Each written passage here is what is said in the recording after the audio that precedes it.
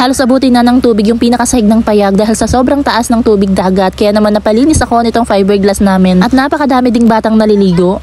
Hello mga mare at pare, this is Maring Linlin, babaeng Warayno na naninirahan dito sa maliit na baryo sakop ng Lavisaris, Northern Samar. For today's vlog, maaga kaming pumunta dito sa payag dahil nakita namin na napakataas ng tubig dagat. Alas 7 pa nga lang ng umaga to at ginising ko nga lang yung mga bata para isama sila dito sa payag. Isang hagdan na lang yung natitira.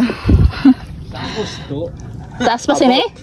Medyo abot na ito. Nung hinatid nga pala kami dito ni Uncle Diego, sabi niya mas mataas pa nga daw yung tubig dagat kapag sumapit yung Agosto. Kaya titignan natin kung aabutin nga ba itong pinakasahig ng payag. Kahit na high tide, pinuntahan pa rin ni Mr. yung bunuan namin o baklad para tignan kung merong lamang isda. At itong mga bata naman, hindi ko na napigilan na maligo dito sa dagat.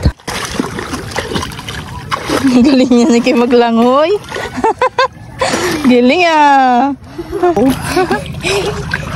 Hindi ko pa nga sana sila papayagan na maligo kaagad sa dagat dahil napakaaga pa. Hindi pa nga nakakapag-almusal yung dalawang batang yan dahil ginising ko lang sila. Nung mga nakarang araw kasi palagi kami dito sa payag, tapos si Ate Kim nagtatampo na dahil hindi nga daw siya nakakasama. Sabi ko kasi sa kanya natataon kasi talaga na pumupunta kami dito sa payag na may pasok siya sa school. Si Sayo naman nakakasama siya dito palagi dahil hanggang alas 10 lang ng umaga yung pasok niya, tapos pagkahapon wala na. Di tulad ni Ate Kim na maghapon talaga yung pasok. Magtatampisaw nga lang sana ako kaso si Mr. sinasabuyan ako ng tubig, kaya naman bumaba na lang pala ako sa payag at naligo na lang din sa dagat. Nung dumating nga pala kami dito kanina sa payag, dumiretso ako sa loob tapos tinanggal ko itong fiberglass. Naisipan ko na nga lang din pala na linisan itong fiberglass dahil medyo malabo na. Dahil napakataas naman ng tubig dagat at basa na din naman na ako, kaya dito ko na lang lilinisan. Ito talaga yung gustong gusto ko dito sa payag kapag sobrang taas ng tubig. Mas maganda yung view dito sa likod ng payag kapag sobrang taas ng tubig dagat, lalo na't napakalinaw. At mas maganda talaga na maligo dito sa payag kapag napakataas ng tubig. Nitong mga nakarang araw na ipakita ko sa inyo na napakababa ng dagat o eto yung pinaka low tide. Kaya ibig sabihin nun kapag sobrang baba ng tubig dagat, sobrang taas naman kapag high tide. Pagkatapos kong linisan itong fiberglass, binalik ko din naman dito sa loob ng payag. May mga nagtatanong nga pala kung mag-aalaga nga daw ulit kami ng mga isda. Yes po, mag-aalaga po ulit kami ng mga isda basta may pagbibilhan lang kami. Pumunta nga pala ako dito sa harapan ng payag dahil nandito si Ate Kim at Sayon at naliligo dito. Dito nga pala sa harapan ng payag, napakalalim dyan, kaya naman hindi ako masyadong tiwala kapag nandyan sila. Sabi ko nga kay Ate Kim, kahit na marunong na siyang lumangoy, wag siyang pupunta sa mga malalalim na part. At dahil napakataas ng taob o high tide, kaya maraming naliligo sa pantalan, mapabata at mapamatanda. At yung mga ibang bata naman tumawid papunta dito sa payag. Sabi ko nga sa kanila, dito sila dumiretso sa likod kasi mas mababaw dito sa likod ng payag kaysa sa harapan. Pero etong mga batang to, napakabata pa pero ang gagaling na nilang lumangoy. Naalala ko lang tuloy dati nung ganyang edad ko, kapag naliligo ako sa pantalan, nakikita ko si mama na paparating may dalang walis tingting. Madalas kasi noon na hindi ako nagpapaalam, kaya nag-aalala talaga sila mama dahil medyo malalim talaga dyan sa pantalan. Karamihan nga pala ng bata dito sa baryo namin dahil nandito lang din naman kami sa gilid ng dagat, marurunong lumangoy. Nag-isang taon na nga din pala nung nagpasya kami na manirahan na dito sa probinsya. At nung dumating kami dito, ni isa sa mga anak ko walang marunong lumangoy. Natuto na lang din talaga sila nung lagi silang naliligo dito sa dagat, lalo na nung tinayo namin itong payag. Hanggang dito na nga lang pala muna ang aking mini vlog. Meron pa nga pala itong kadugtong. Abangan nyo bukas. Maraming salamat sa panonood ng simpleng buhay namin dito sa probinsya ng Northern Samar. Salamat. See you on my next vlog.